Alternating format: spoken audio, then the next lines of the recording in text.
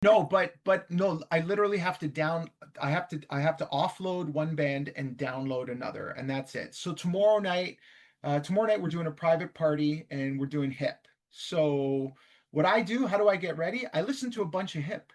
I get into Right. gourd mode, right? Because and one thing that I where I feel really gifted in my ability is my range, right? Like I go from Rage Against the Machine to Led Zeppelin to Red Hot Chili Peppers to Gord, right? So I've always had a range. But I find that to prepare, I really just so like today, tomorrow, I've got hip in my cans, for the next little while. And that's for a few reasons, right? Hey, music lovers, Sara J here. Looking for an inclusive space where you can connect with fellow fans, deep dive into your favorite music, and be a part of something special? Well, look no further. Join us on Patreon, where music and community come together. Get exclusive content, behind the scenes access, and a place to geek out over the artists you love, plus explore music you haven't heard yet. Come hang out with us. Patreon.com/DATC Media Company. That's patreon.com/DATC Media Company. See you there. A member of the DATC Media family.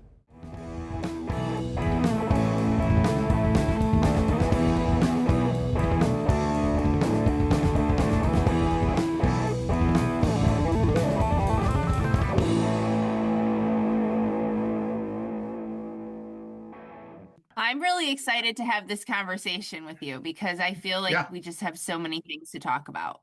Oh my God, yeah. Because you're A just girl such a music fan and music lover, and you just nerd. like love Yes. all the music. Yes. And then just all of your different bands that you do is just so fascinating. So I'm excited to Yeah, get into your mind about that absolutely. also. Absolutely. So, Yeah, for yes, sure. prepare. It's going to be great. It's all good. Yeah, no, no, it's good. I was just thinking about all the stuff, all the things, all the bands I've been into before, during, and after. You know what I mean? It's just there's so much. There's just so much going on. But no, it's good. It's good. Awesome. Awesome. Awesome. Well, I think that we just need to kind of start at the start then. I want to know about your musical roots, the Yeah. music that you grew up on. What's the foundation? Well, it's really funny, right? And maybe I was pre this was all predetermined, but as far as I can remember, and even my mom will say the same thing, was when I was small, like 2 years old, I was obsessed with microphones. Isn't that bizarre? Okay. Like obsessed. Not necessarily singing, but I Interesting. just loved holding and using amplified microphones. I don't know why I had this obsession. Anyway, um, my parents, my mom listened to a lot of Motown. Big, big, big, big Motown fan. We had a lot of vinyl in the house, growing up, and so I was exposed to a lot of that. But then, like anyone, right? Like, so the thing is, I'm the oldest of four, so I'm the kind of trailblazer for the siblings type of thing, right? So I had two Yeah. older cousins, who both unfortunately are now passed away. But I had two older cousins, and I used to sleep over at their place all the time when we were younger. And I remember, they were totally into music. So my older cousin was a drummer, other one was, playing guitar. And I remember sort of the hit parader pinups in their rooms, like the Mm-hmm. Ozzy Mm-hmm. Osbournes and the AC/DC, and like being like haunted by it, scared to death of it, but fascinated, right? The Bark at the Totally. Moon, Ozzy in his werewolf getup. Yep. I remember seeing the cover of AC/DC's Power Age and being like, "Oh my God, that's the scariest thing I've ever seen." The one with Angus with the wires coming out of his arms, and he's got that weird look on his face. So just but it started with like it started at home, of course, always listening to music. And then I sort of forced my own path very early, right? So I got into piano. I started playing piano when I was 10, took piano lessons, did all that stuff. So I was always kind of musically inclined, from that perspective. But then, like, my favorite band growing up was like Culture Club, right? And I just actually recently saw them. I recently saw them in Niagara That's Falls, cool. and they were fantastic.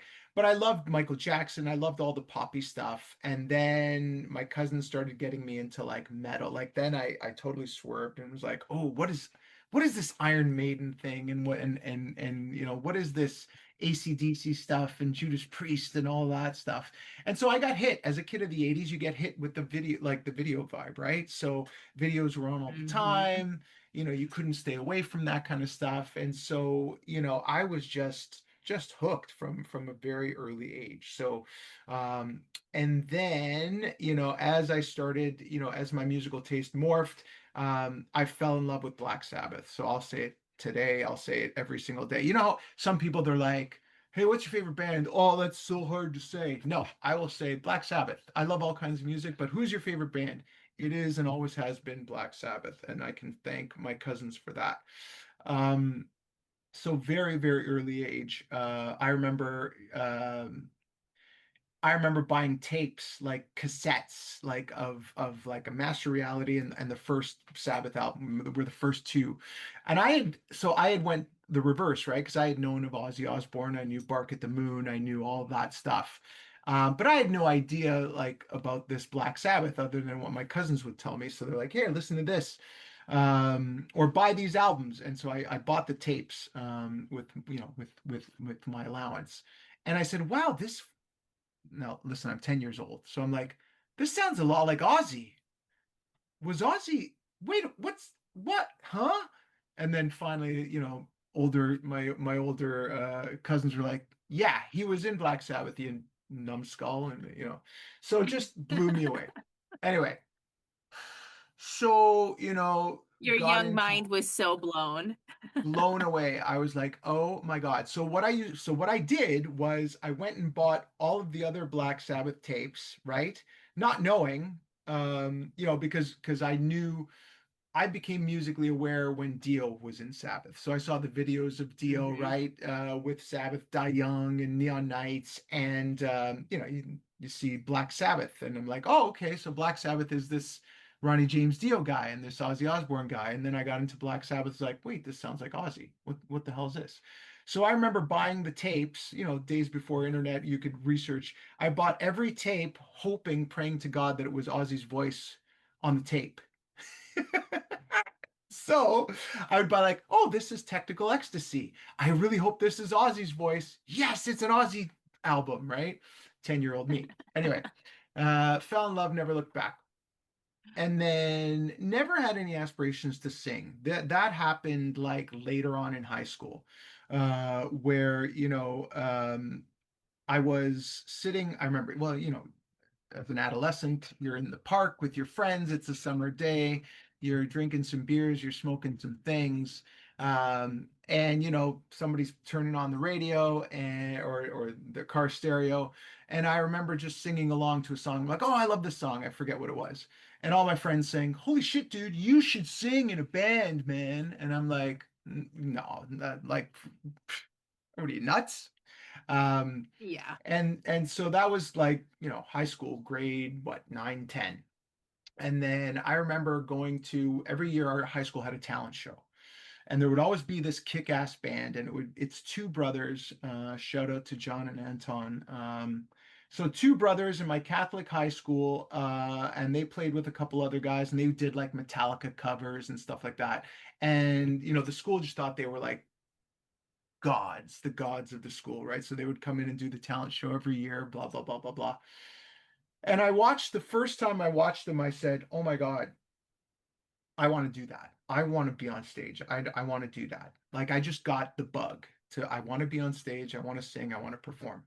Um, but had no idea how to do that, right? Like how do I even start a band? Who do I even approach?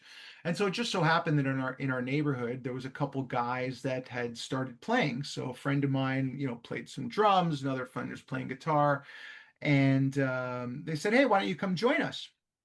I'm like, "Oh, cool, you guys are doing something." So we came, and I remember the first song I've ever did with a band was Neil Young, "Rockin' in the Free World." And I remember, like, first time I ever jammed with a band, us playing that song. We ended up playing it like 20 times in a row. It was just so it was just like, this is awesome. So the jam was like "Rockin' in the Free World" 20 times in a row. And then we tried to learn another song and another song. And so we would, have a ghetto blaster where we would tape, record on a cassette, record our jams. And so, we would do stuff like Hmm. we would do some Aussie stuff. It started getting a little bit more, the repertoire grew a little bit. And then I remember distinctively, my friend Anton, well, the gods of the school, John and Anton had this band. I remember Anton coming to me, and these were guys I didn't know, like I knew of, right? Like, and so I remember him coming up to me, and he had this tape that I guess got around, and he said, "Hey, dude, is this you on there?" And I'm like, "What? What is that?" He's like, "It's this tape." So we listened to tape. I'm like, "Oh yeah, that's me. Yeah, that's me." And he was like, "The band fucking sucks, but you're awesome." So I was like, "Oh, cool. Hey, do you want to come jam? Do you want to come jam with me and my brother? Our singer just, whatever, blah, blah, blah. He's not into it anymore." And I was literally like, "You're fucking kidding me. Like, you guys are the gods of high school, right?" Yeah, I'll jam with you. And that was it. It went from there. We started a band, and then, one thing led to another. And then I was the singer in our, grade 12 of my last year in high school at that talent show. It was me with those guys. And 2 years before that, I was looking up at them saying, "Oh my God, I want to do that too." And now I'm doing it with these guys who were like the kings of the high school, right? So yeah, it was funny, and then it just went from there. And we started a band. We found a drummer. We called ourselves Seed. We wrote a whole bunch of songs. They were very Tool-ish, I want to say. Um, and we were doing really well. Like, I guess, um, we would play all around Toronto. We were building a really good following. Our last show, unfortunately, was opening up for Teenage Head in Toronto. So yeah, we were getting there, right? But Yeah. unfortunately, the band, as bands do, broke up. Bass player went to go be a doctor. So he's now living in Orlando. I think he's in Orlando now. He's a radiologist in Orlando. But he went away to school, and we tried to find other bass players. It just didn't work out, and it fizzled out from there. And then I stopped. I stopped for the longest time.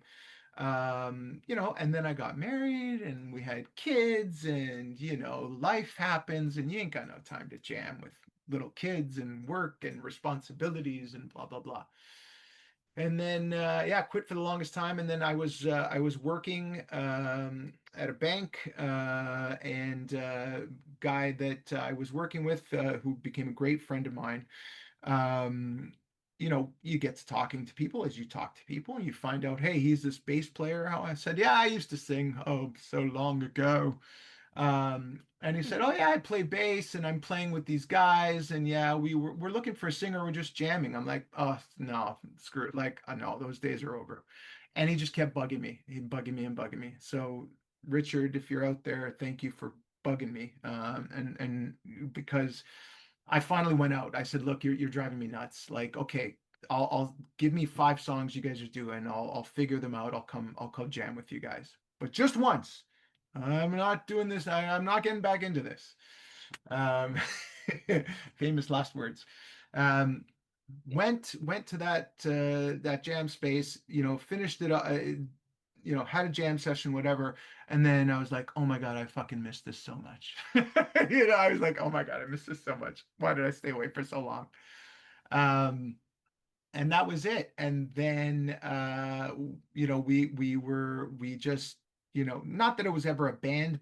We just hung out and jammed, and we added songs, and we did a whole bunch of stuff. We were doing everything from like Rush to, Deep Purple to Sabbath to Judas Priest to all that kind of stuff. So it was all that stuff that we loved, right? Um, and so guitar and bass player, they were good guys, but Richard and I knew, we said, look, we're probably not going to go anywhere if we're going to keep the lineup the way it is. And so Richard left the band. So I said, look, you dragged me into this. Now you're leaving? Like, what the hell, man? So I left. I was like, I gotta see you later. Um, and so that's what happened. And then it was well, maybe a year after that, the guys that I left, they said, hey, we've been auditioning singers. We can't find anybody. We found this great guy, Ken. So, Ken, our bass player today. We Mhm. found this guy, Ken, on Kijiji. Do you want to come out just for a couple times? I know you don't want to, I know you're not into it anymore, but just a couple times because we just can't find a singer and it sucks, jamming out all these tunes without a vocalist. And I said, okay, whatever. Sure. We didn't leave on bad terms. Happy to do it. And so the jam space we went to was always on the way. It was on, Ken and I live close to each other, so it was always on the way. So I would just said, oh, Ken, I'll pick you up, as we started to know each other. So on the drives, we started, falling into this, bromance, right? Same interests, same everything, uh, like peas and carrots. So yeah, just found that we really enjoyed each other's company. And then unfortunately, it got to the point where it was like, hey, we should start our own thing. And so we left those guys again. I'm so sorry, guys. But we left them again because Ken's a very accomplished musician. He went to Fanshawe College. He knew a bunch of guys and said, I know a few guys that would be great. And lo and behold, one of his best friends, Frank, who's the drummer, went to Fanshawe with them, and John Keffer, who's the guitar player in our various bands. So they've all known each other for like 30 years, right?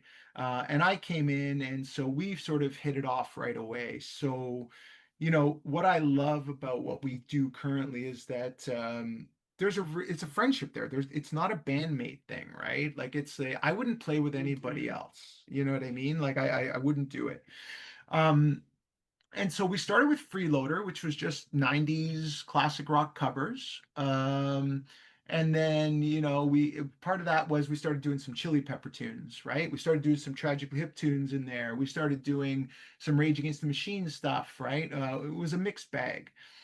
And every band we did, audience, friends or whoever and audience members would say, you guys would make an awesome Chili Peppers band the way you do Chili Peppers. Oh, you do and make an awesome Rage band, tribute band. Oh, you'd make an awesome Tragically Hip tribute band.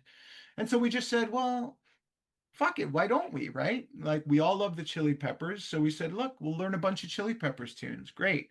And then we got our buddy Eric to come in as second guitar player.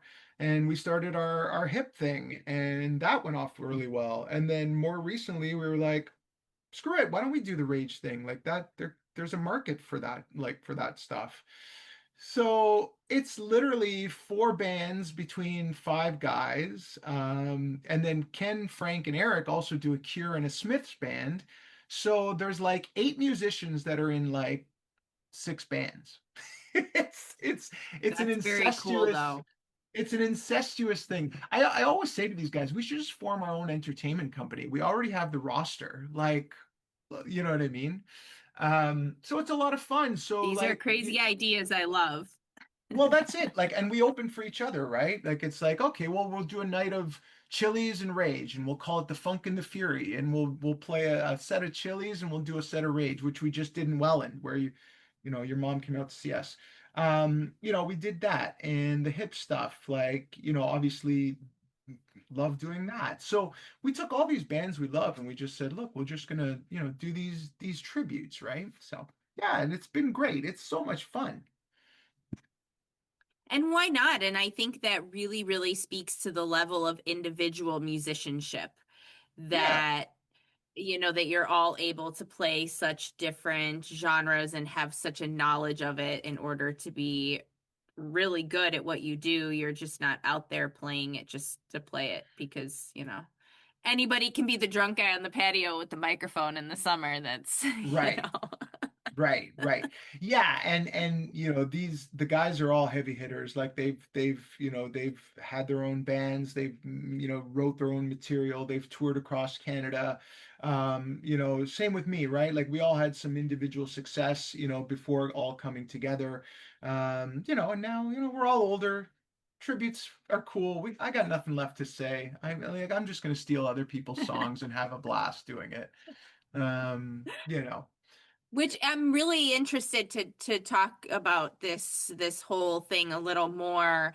Anyways, just to dive into it, but the fact that you are in as many different bands as you are, and the intriguing thing to me is being the lead singer.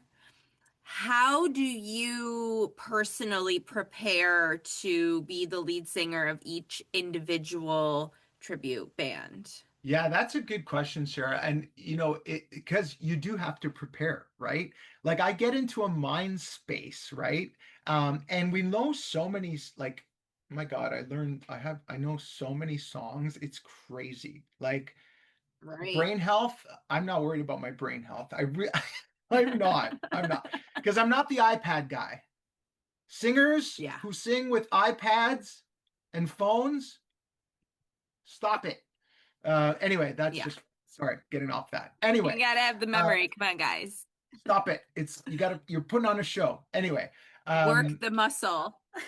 no, but no, I have to offload one band and download another, and that's it. So tomorrow night we're doing a private party and we're doing hip. So what I do, how do I get ready? I listen to a bunch of hip.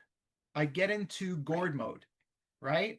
Because and one thing where I feel really gifted in my ability is my range, right? Like I go from Rage Against the Machine to Led Zeppelin to Red Hot Chili Peppers to Gourd, right? So I've always had a range. But I find that to prepare, I really just so like today, tomorrow, I've got hip in my cans, for the next little while. And that's for a few reasons, right? Like go over the material by osmosis, right? Just listen to it. But also just keep hearing Gord's voice, and tomorrow I'm Gord, right? The week after that, we're doing something else. So, or I think it's Rage. So I'm gonna have a bunch of Rage in the cans and watch some live videos and just get into the spirit of it, right? Um, because we're not one of those tributes. What I love about us, and I think you gave us a really great compliment, which stuck with me, and I said that's exactly what we're going for, is that we are not kitschy in any of the bands we do. I don't put on a Yep. sequin suit with the hat, with the thing, with the Jaws t-shirt and move around exactly like Gord would or say exactly what Gord would say. I don't and it's great for people to do that. Like I get it. People want an immersive experience, and all power to bands tributes that do that. We don't want to do that. Absolutely. I'm not slagging Absolutely. bands that do. I'm totally not. But it's just we're not pantomiming. I like to think that every tribute we do, we sort of give it our own creativity, but stay true to the music so that because let's face it, if you're coming to see a tribute, you want it to sound as much as possible to the tribute to the band, right? I totally get that. But what I don't think we'll do is dress up, right? Like I could never be in a Kiss cover band because I just couldn't do it. I just couldn't do it. Maybe unmasked. But other Yes. than that, no. But so that's it, right? Like And so they're like the only band where I think that is necessary. Like you have to dress up because it's part of the entire Kiss experience. oh, So 100%. those tribute bands, like they are like the asterisk on the whole thing because 100%. you have to. You have to. Yeah, so I don't sit there looking at YouTube videos studying Gord's every move or Zach's every move or Anthony Kiedis's every move or the other band that we cover or do. Like I don't. I just do it myself. Like I just whatever I feel is what I do. And so yeah, so I think it comes across well. And I think same with the guys, right? Nobody's dressing up like anything and trying to be what we're not. We're just representing the music to the best of our ability. Yeah. Yeah, no, absolutely. I would love for you to talk a little bit more about throwing your hat into the ring of having a hip tribute band Hmm. because, anybody listening, kind of if you know, you know. I mean, there are so very many in Canada, and my friend Keith, who is the founder of Gedfest, he actually equated it to Grateful Dead tribute bands here in the United States, and especially like here in Buffalo, like there's so many Grateful Dead tribute bands here. And so it's very much similar to, in Canada, there's so many hip tribute bands. So Yeah, talk about that, like your decision to do it and being confident when it just feels like there's so many. And setting yourself yeah, apart too. Like that's such an yeah. important piece of it for sure.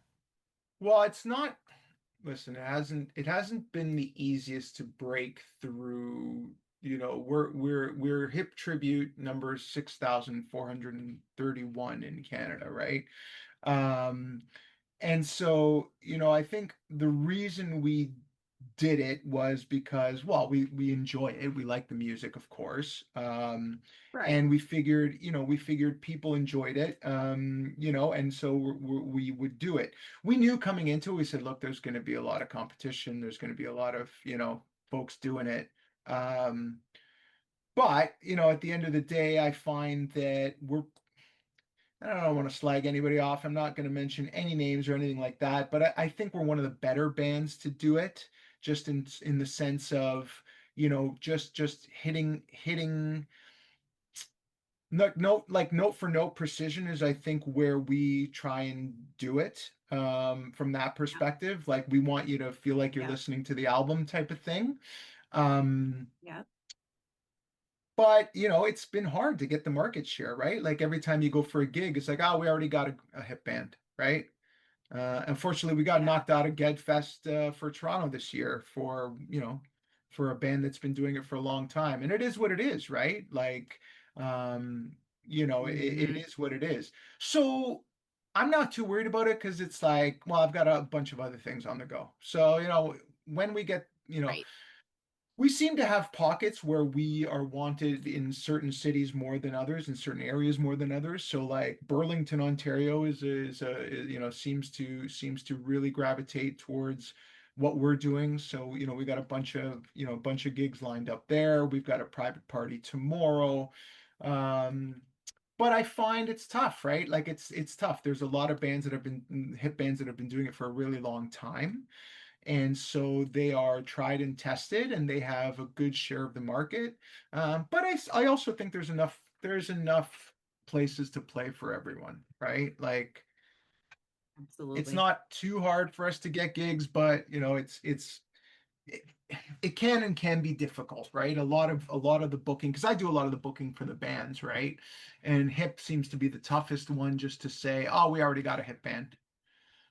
And I'm like, well, yeah, but you should hear our hip band. Yeah.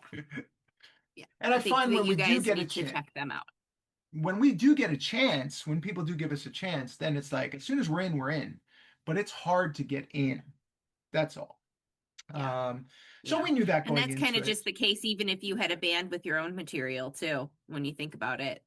Oh, for It's that sure. getting in part. Well, you're So, competing, you're yeah. competing with the tribute acts, unfortunately, right? Because the club owners are going to be like, how many people can you bring in? And I get that too. They got a business to run. Look, I get it. So it's tough. It's tough. Yeah.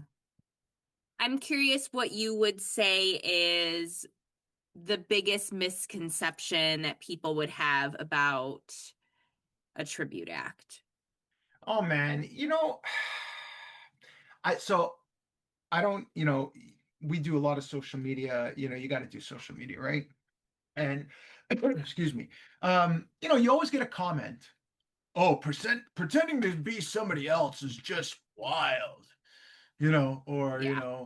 you know what I mean? It's like, oh, imagine spending your whole life trying to be someone else. And it's like, all right, keyboard champ. Um, Yeah. Thanks for taking the time and energy to type that out. yeah, yeah. Keep winning. First of all, I don't spend that much time on it as much as you'd think. Second of all, I mean, so there's that, right? There is that. And I was part of that. So when 25 years ago, when I was doing my own thing, writing my own music, I was that same guy. I was like, tributes, bah, right? Like, oh, get a life, like write your own stuff, man. Um, but you get older and you realize that our bands, all the bands we love, are either gone, dead, broken up, right? There's only a handful of bands that are left from our era, which is the 80s, 90s, 70s, you know what I mean? Um, Yeah. and so tribute bands, I find, are more important than ever to get the live experience of your favorite acts because they aren't around anymore, right? So I find it really interesting how things change, right? So there's more of a tolerance, I would say, for tributes right now. And perceptions of tribute bands are changing because the real thing is not there anymore. And so where are you going to get your fix for Rage Against the Machine? Like, yeah, they played in 2022, but they're gone. Like, that's it. Where are you going to get your fix for Rush? Where are you going to get your fix for, you know, um, Chili Peppers are still around, but Hip. There's no more Hip. Where are you going to get your fix, right? And I find that tribute bands are doing some cool things around keeping the legacy of some of these important bands alive and keeping that live experience alive. And that's it, right? Like I only see myself as an enabler of a good time. That's it. I'm there to have a good time myself and to have how many other people are watching us have a good time, right? That's it. That's good work, I find. Helping people forget about their bullshit for 3 hours and making them and letting them have fun. Um, that's fun to me. That's rewarding to me. And it's great that I get to do it in a whole bunch of different outlets, right? So yeah. So I think tributes are important. Anyone who still slags them off, hey, everybody has their opinion. Everyone's a critic. Social media, only magnifies that. All I can say is it's a shit ton of fun, and naysayers, whatever.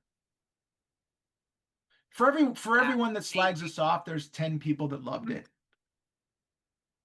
So, And if you don't love it, then just don't say anything about it.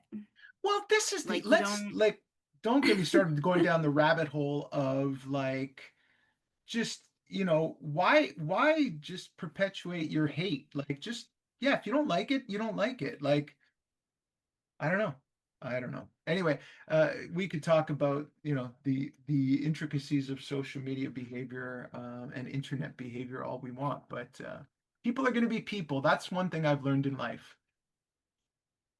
Well, and I feel that way just about anybody's comment about anything with anything that's going on now. Like, Yes. just Yes. come on now, Yeah, well, guys. Come that's on. it, right? That's it. Yeah, everyone's got an opinion on things, and I don't know. You can't control people. You can only control what your reaction to the world around you. And so that's one thing I've learned in my old age is control what you can control. And that is your behavior and your thoughts on how you perceive what's going on around you. So try not to give it any energy. That's it. Don't give the negative the Yeah. energy. Give all your attention to Yep. the positive. Absolutely. Yeah. Absolutely.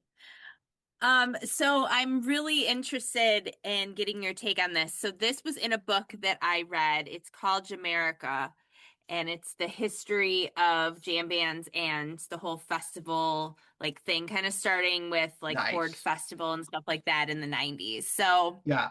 like jam band vibe is kind of where I cut my teeth and got into my stuff and, did all my early years of musical debauchery and things like that at music Nice. festivals and stuff. So this was fun to read. And it was interesting because this guy, his name is Rob Koritz, and he is from Dark Star Orchestra. I believe he is the drummer. And Dark Star Orchestra, for anybody listening who doesn't know, is like the Grateful Dead tribute. They have toured all over the United States. They've headlined festivals. I think they even threw their own festival. That's They've awesome. had members of the Dead play with them. So like they're just like, top tier. They do like the whole thing. So Yeah. this guy he said it was interesting because he goes, there have been a lot of constants over the years, but I think as time has gone on, when we first started, it was a lot of older deadheads coming to check it out. As time has gone on, I've noticed we've been able to cater to a slightly younger crowd. But more importantly than their age was whether they got to see the Dead or not. I think over the years, we're getting a lot more people that didn't get to see the Dead, and maybe we're giving them a little bit of a taste of what it might have been like, hearing music played in its truest form. I don't think we have lost the older people. I think we have gained the younger people.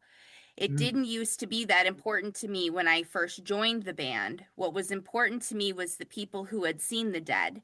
If they came and saw us and came back because they liked what we were doing, that's what validated what we were doing in my mind.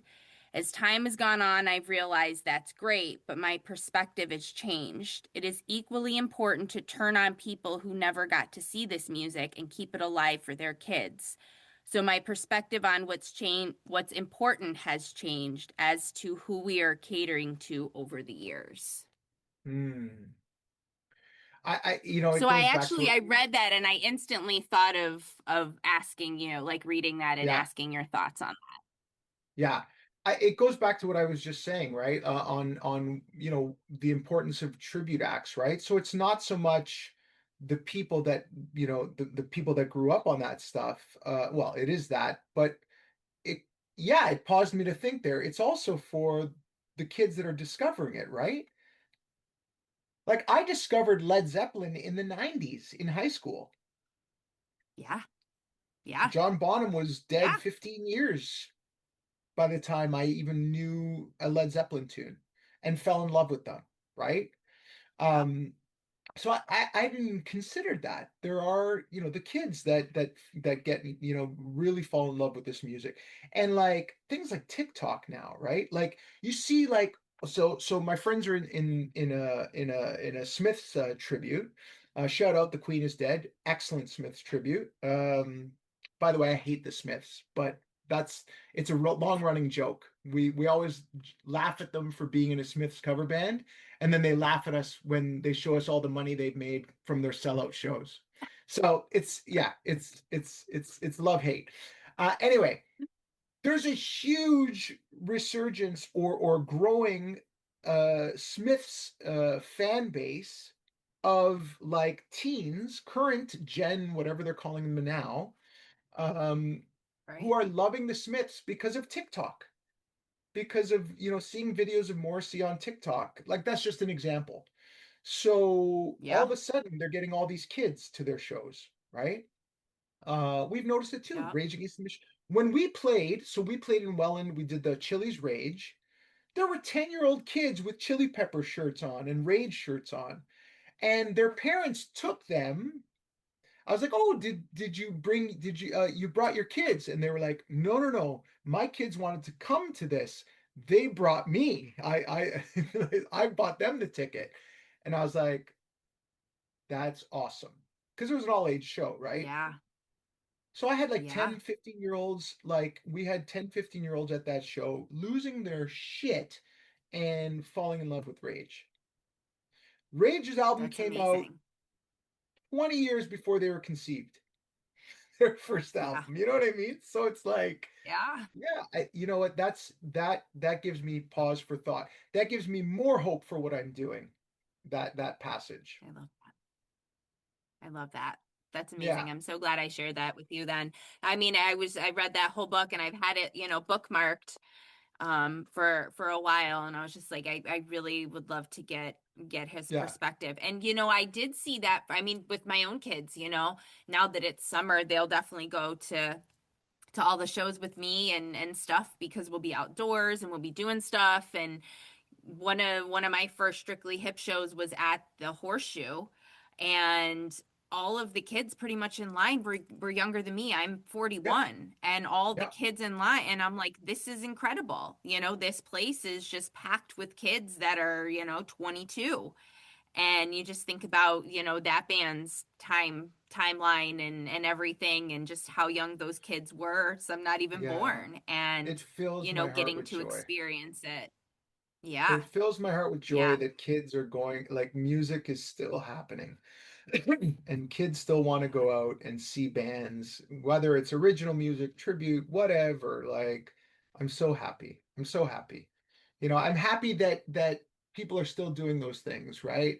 Like, just like, what was the John Cusack movie, High Fidelity, when he says books, music, movies, these things matter. Yeah. They do matter. Yep. Me and my daughter went to go see Backrooms the other day, and the theater was packed, packed. And I remember, I forget who was, I think my daughter was saying, "Oh, there's so many people in here," and I was like, "Yeah, isn't that great? Like, that's the fun Yeah. part is that people are still going, right?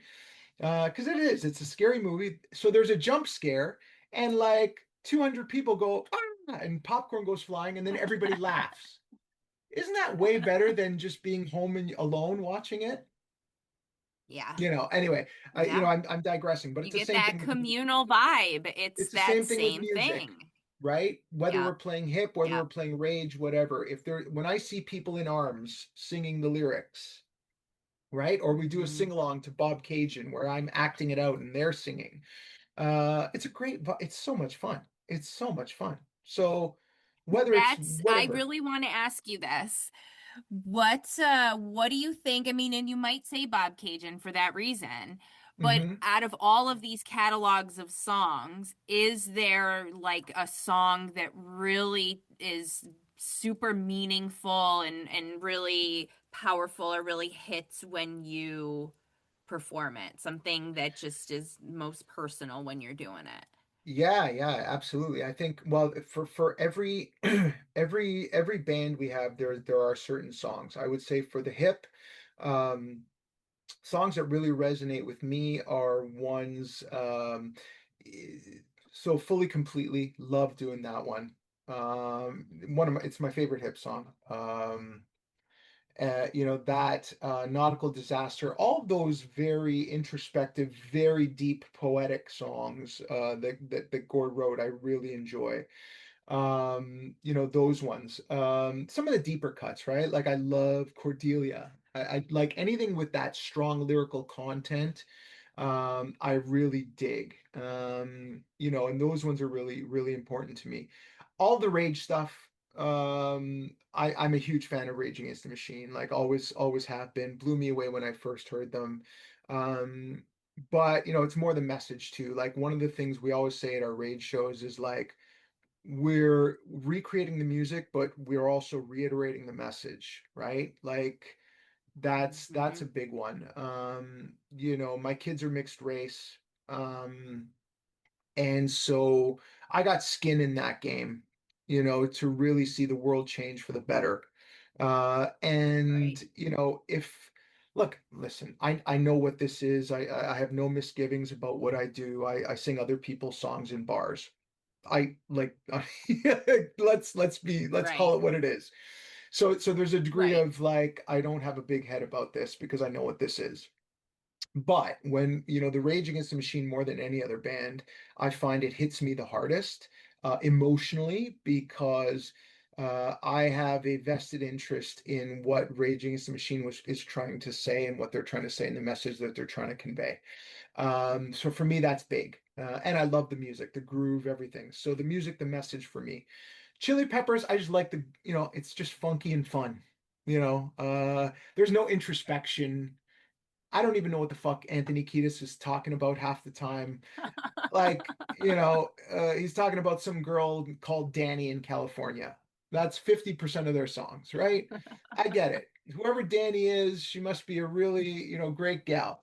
Um, you know, Chili's is just fun. Chili's is just fun. You know what I mean? I'm not going to try and pick apart. Now, what was he trying to say in Give It Away Now? Like, no, it's just no. So yeah, so there's a little bit of everything, right? Do you like that? You like having that variety? 100%. I don't think I could just be in a hip thing, or a Chili Peppers thing. It would probably be easier from a marketing standpoint, right? So I always think about we could probably be playing, sold out theaters if I just focused on the marketing and growth of one band, right? But because we've got so many socials going on for this, that like I can only we spread ourselves a little too thin, which is fine. But I think that hurts the overall growth of any particular band. So it's a slow burn for all of our bands. But I don't think I'd have it any other way because it's a lot of fun Yeah. I need that variety too, right? Like it's cool that way. And that's why I would say even like our Freeloader band is probably one of my favorites because you get to do a little bit of everything. Like we're doing Elvis Costello, and then we're doing Beastie Boys, and then we're doing Weezer, and then That's we're doing fun. Led Zeppelin, and then we're doing Ozzy, and then we're doing Pink Floyd. So all in one night. So it's like, yeah, I don't I like the variety too. Yeah. Is there a tribute band that you've toyed around putting together and it just never materialized? Or something So maybe you'd like to do, but it would be an undertaking, so you're not sure? So I mean there's we I'd have to end what like two of the other bands would have to end, but I would love to do number one, a Peter Gabriel tribute. Nice. So not and probably not that wouldn't touch any of the Genesis stuff. It would go from so all his solo work. I think there's a huge market for that. I haven't seen one. I haven't seen a Peter I was Gabriel gonna say I tribute. don't think I've seen one. Yeah, Love no. it. Love, love, love, love, love. Yeah. And then the other one that I would love to do is a Talking Heads tribute because I love Okay. Talking Heads. I love Talking Heads, and I don't think there's a lot of those bands too, but I think there's a market for it. I think Yeah. there's a huge Yeah. market for it. Yes, and I would call that band Fear of Music. That's what I would call my Talking Heads tribute, Fear of Music. I The like Peter Gabriel one I'm still yes. working on. I don't know what I'd call that one. Um, but yeah, those are two that I would definitely think about doing and have thought about doing. So you never know. I love that. I love that. Yeah. Um, okay, I want you to, first of all, what are you currently listening to when you're not Ooh, preparing for a gig? So you're not in like, prep mode. What are yeah. you listening to? So this week, Mastodon just dropped a new single. I've been listening to Okay. Mastodon all week. I Nice. I love Nice. Mastodon. But as for new bands that I think everyone should go check out, there's a band called Yahweh Nailgun. Okay. They just dropped an Okay. album called 45 Pounds. If you Okay. like 90s King Crimson on crack, like for those of you who like the album Thrack, you know that Crimson album Thrack, it had some industrial Yes. elements to it. Mm-hmm. Kids, go out and check out Yahweh Nailgun. Crazy good band. What else? Friend of mine, shout out to my Dutch friend Freek, got me into pigs. Have you heard of this band? Pigs Times 7. No. So they're like a Okay. stoner doom metal slash really cool stuff too. Um, Okay. I think I yeah, might be into it. yeah. But Yahweh Nail Gun is my new band that I discovered that I absolutely fell in love with. So they've only got one album out. Um, and then I'll another make sure to band. link it too for everybody listening so they can Yeah, I'd everybody love to hear listening check what it your out. audience thinks of that album. It's crazy good. They're doing some different stuff, really different stuff. Yeah, Okay. just I'm always on the search for something cool, right? And then I've talked about our love of prog, right? So, I'm always dipping back into my prog and jazz fusion and all that fun stuff. So, What's your yeah. go-to? Like what is your comfort prog album? Oh, Fragile, yes. See how fast that was? Yeah. Fragile. Yeah. When somebody says, if an alien comes down and says, "We heard about this thing called prog music. What is prog music?" Here, I'll give them a copy of Yes, Fragile. It's the quintessential prog album. Absolutely. That is either Absolutely. that or Lamb Lies Down on Broadway. Totally. That would be my answer. That would be my answer. The Lamb I is have a to ask, have you masterpiece. seen Oh, it is a masterpiece. It's yeah, no, that's my favorite. Have you seen the musical box? No, but there were so many times where I wanted to. But next time they come around, I'm going to check it out. You Yeah, should. last time they were doing the Lamb and I missed it. I had to do something else when they came to Toronto, but they were doing the Lamb in its entirety with the props, the suits, everything. Like It's incredible. I've seen them. I didn't see them do that. They did Genesis live when I saw them. They came to that was their Buffalo and me current and tour. mom went. Yes, we just went, her and I was blown away. I want to see them again. I think they're coming back here in the fall and they're going to start getting into like the fill era of things. And so I'm really excited to see this new tour that they're doing. I mean, they're just phenomenal. Jake Gold convinced me to go see them because he's a big Genesis fan. So Yeah, I yeah. was like, okay, fine. And they are so good. And Oh, that's a catalog that talk about musicianship to be able to take on that, any of their catalog. I can't oh even my God. imagine. It's so daunting, right? Like it's like, yeah, and then what do you choose to do, right? It's like, I don't know, like, hey, we're gonna do suppers ready tonight. Okay, well, there's half an hour. Like, Totally. Well, and yeah. talk about a crowd of,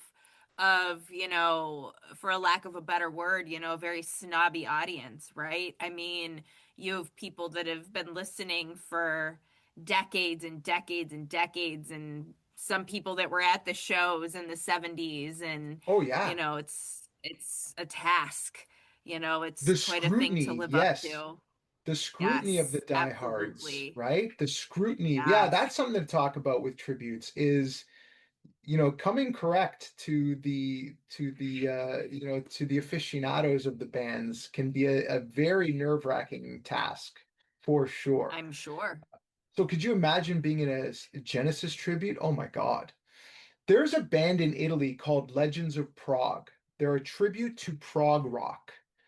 And they do Okay. everything. They do ELP, they do Yes, they do like all of that 70s like stuff. Crimson, they're incredible. If they ever came to North America, I would definitely go check them out. But they're based in Italy and they're fantastic. Fantastic.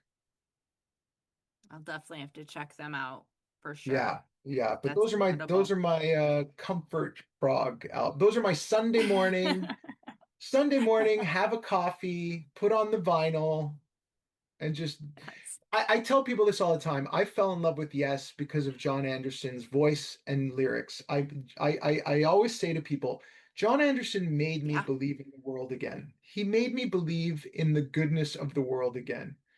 With his voice and he talks just like he sings. And I was just like, I love you, John Anderson. I love you. Don't ever change. I wonder if he's narrated anything.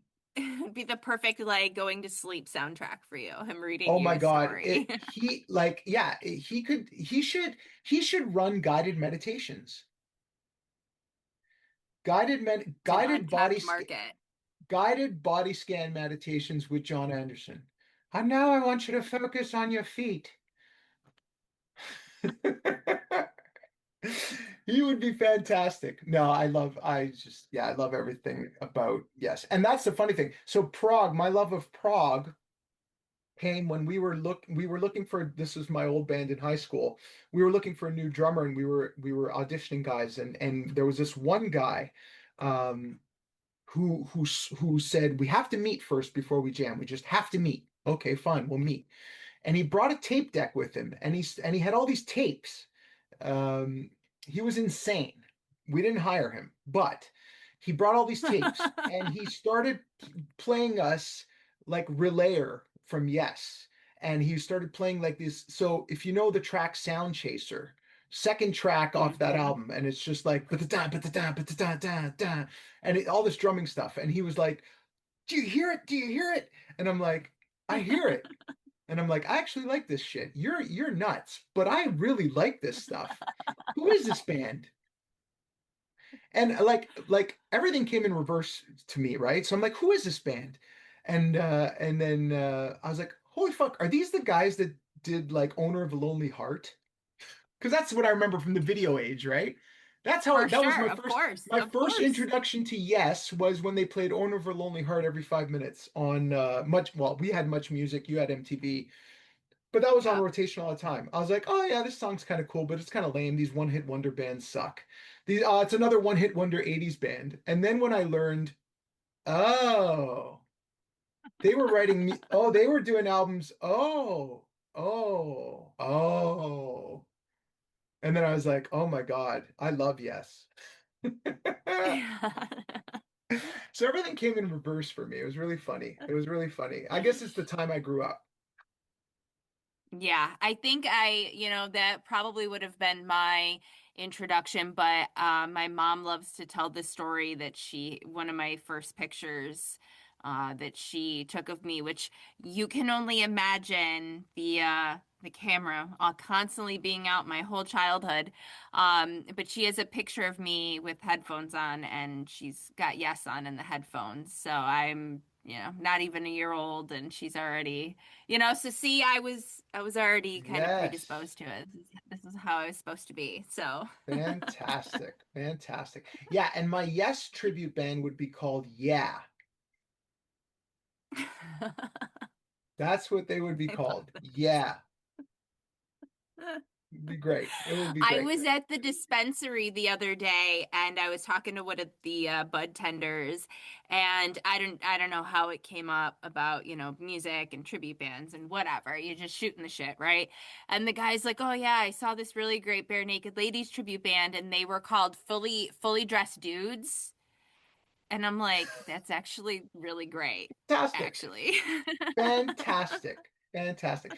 I love, one of the things I love doing, and a lot of music that I've discovered, a lot of cool prog and jazz fusion bands that I've discovered and artists were from hanging out in record shows and talking to the old burnouts that are selling records. Because I'd be like, hey, do you got anything that sounds like this? This is what I'm into now. I have all the Yes records.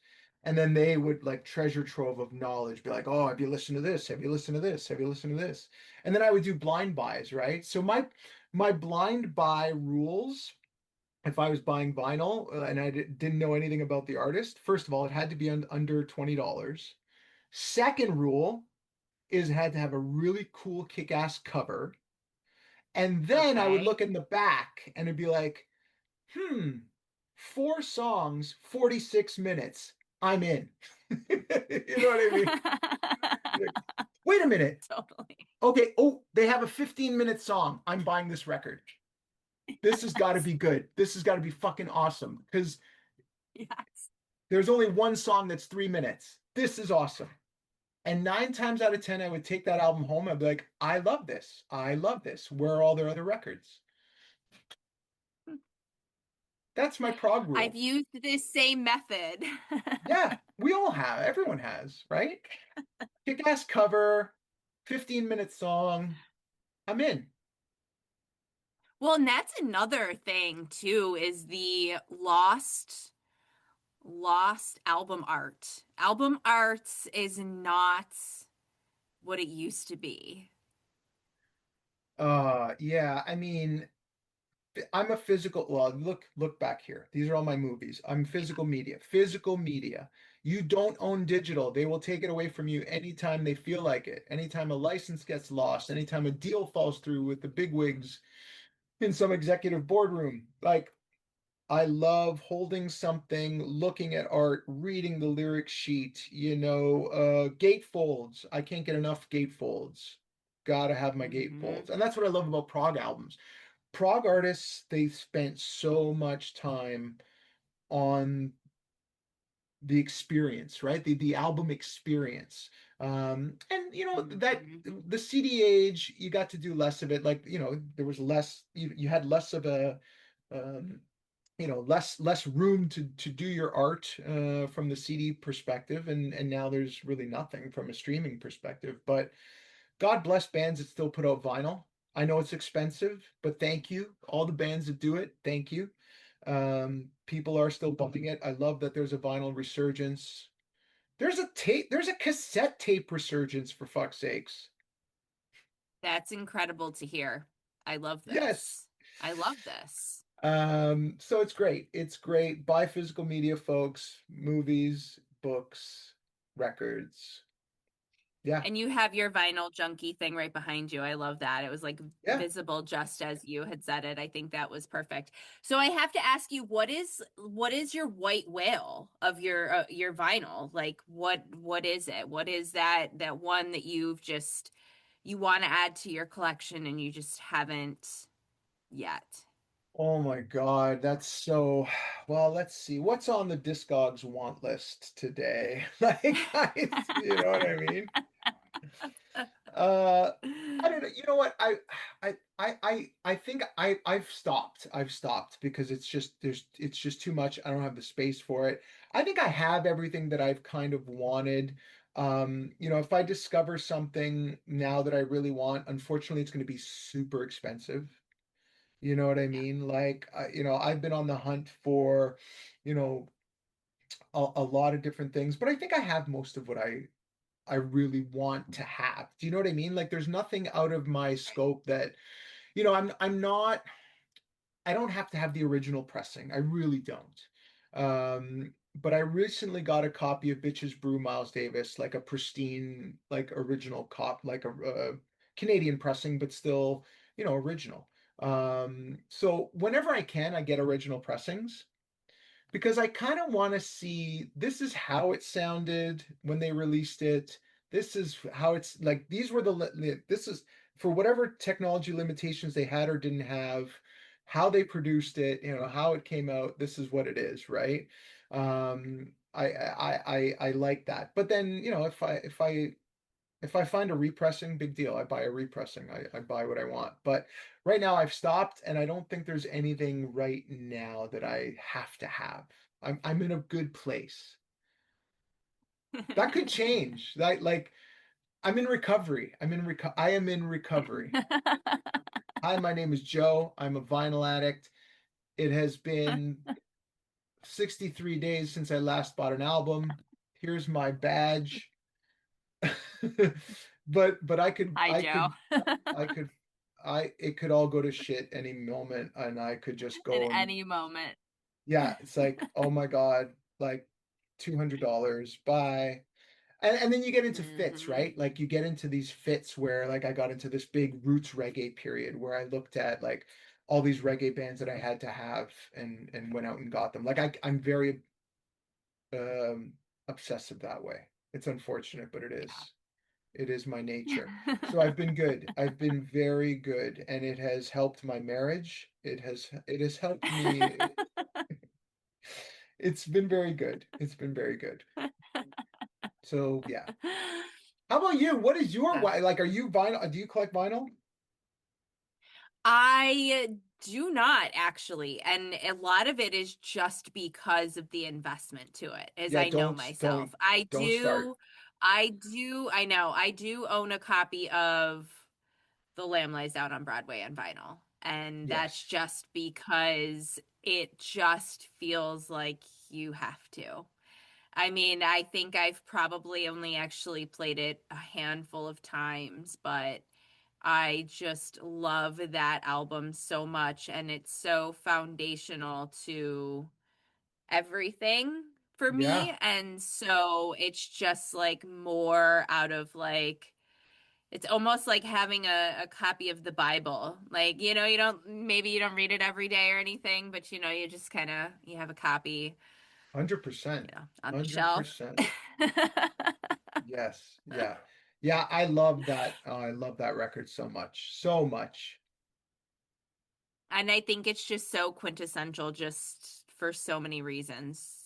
Just so many reasons. But if I ever won the lottery, I think that, I wouldn't tell anybody, but there would be signs, sort of a situation, right? There would just all of a sudden Yeah. just be, Yeah. because Yeah. everything I want is right. It's going to be, Well, that's hard, it, hard to right? Same find. with me. Like, yeah, if I won the lottery, I'd be like, yeah, let's okay, what's gonna be in this room? Shelves. I want shelves. I want everywhere shelves. Shelves and my record player, and that's it. Oh man. What are you into that's not music? What else is your I'm hobby so and I nerd oh thing? gosh. So films, I'm a huge movie collector. I love film. I love a good cheesy horror movie. I'm a big horror buff. So Okay. love horror movies, love all kinds of movies. So I'm big collector there. I've been into comic books my whole life. So that's the thing. This is what happens to me, okay? I flip-flop between records, comic books, and movies. And so right now I'm buying comic books again, like I've never been before. So I have this voracious appetite for comic books. And so that's my kick now, but it'll change eventually. So yeah, I just been total nerd at heart. Music, movies, books. Yeah, Love and I bunch of novels. I read a lot of books. I love horror books. Yeah, so anything horror is really great. Like I said, I just saw Backrooms. Go see Backrooms. It's awesome. Okay. Okay. Yeah, Okay. All yeah, right. Very cool. Very cool. yeah, All right. So I want you to go through all of your tribute acts, and I yeah, want you to give everybody, the rundown where they can find you. And yeah. then I'll make sure to link everything and then plug some gigs and what you got coming up. Yeah, absolutely. So what do we got coming up? So, plugging. So the first thing is Forever Hip. So we are Forever Hip at www.foreverhip.ca. Our Tragically Hip band, which is great. Then we have our The Righteous and the Wicked, which is our tribute to the Red Hot Chili Peppers, and that is the righteous and the wicked.ca. Our Rage tribute is the Rebels of Rage, and you can find us at rebelsofrage.com. And then there's freeloadercoverband.com for all of your 90s and classic rock needs. So yeah, that's that. Next couple weeks is private stuff. So we've got a private party tomorrow. We're playing at a wedding next week. I always find it wild when people hire us for weddings. It's like you guys are cool. For sure. My wife would have never hired somebody like me for her wedding. So bless you, brides, for hiring us. So that's a lot of fun. But we're taking a lot like summer. We're kind of like we're off in the month of July. Like, guys go to cottages, things happen, that sort of thing. So yeah, we're back on in September. So in September we are hold on. See, I don't even know half the time. So um yeah, like I've got so many freaking bands, it's just insane. So that's kind of what is going on. Let's see. We will look at the old Oh, we're at the Frisky Beaver doing the Funk and Fury, which is our chili peppers and our Rage Act. So Frisky Beaver is an amazing winery out in Simcoe in Ontario. So that's coming up, and a few other things. But for the most part, it's private stuff. Next little while. Yeah. Everybody just follow on the socials, and then you We're can there, see we're what you got here. going Yeah, on. I would love to see you out there. Hopefully in Buffalo, hopefully we come to Buffalo at some point. We'd love Working on to some things. Let's make some of that those happen. one of those bands, whatever. But Yes. no, Yes, thanks. yes. Let's make that happen. This Yeah. has been Let's fun. get some dates locked in too so we can get that going for sure. Yeah, no, this has been fun. I am so glad that we know each other now. It's very cool. I know your mom. Yeah, it's been a lot of fun. So thank you. I love your pod. Long time Thank listener, you. first time guest. So thank you for having me. Of course, of course. And thank you for taking the time. This was so much Yeah, fun. And yeah, let's make some gigs in Buffalo happen for sure. absolutely, absolutely. Thanks, Sarah. Appreciate it.